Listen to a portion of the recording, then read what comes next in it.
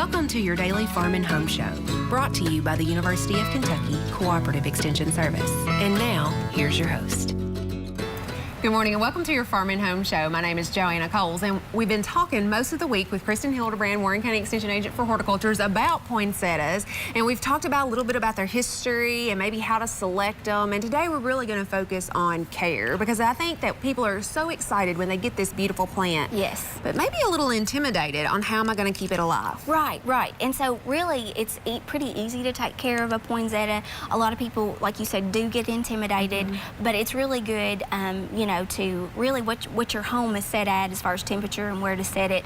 There's a lot of things that really it's pretty easy to know. So, and we're going to talk about some tips that might help you be more successful when you do take it home. Absolutely, because if you get this and it's cold, like it has been a lot of our nights. Yes.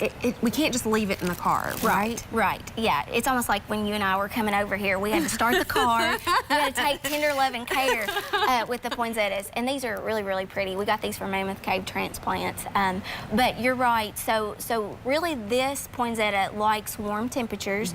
So our homes are pretty good as far as temperature wise, so we like anywhere from about 60 to 70 degrees, and that's what you find for daytime temperatures in our home. The nighttime temperatures you can get a little bit lower on, usually around 60 degrees. You really don't want to dip down below 50 because then you'll start to see some damage and some probably drooping and wilting and things like that. So try to imitate that whenever you do get home. Poinsettias they like 6 hours of indirect light.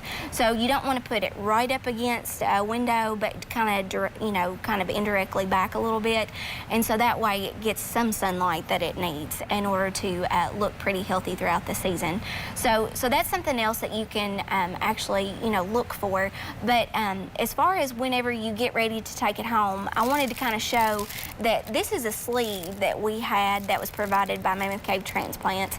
And so whenever you get home, you want it to kind of scoot it down and be careful that way that you don't damage the bracts on it, because that is very easy to do. You can kind of see that the poinsettia will actually exude a milky type sap, and it's just because they're in the Euphorbiaceae family, the spurge family. So whenever you see some damage like that, you probably want to take some care, maybe just go ahead and cut it off with some scissors and things like that. But be cautious about that.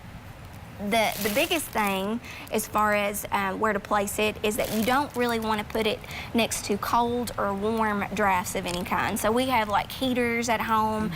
Think about when you're opening up your front door as you've got guests and things like that.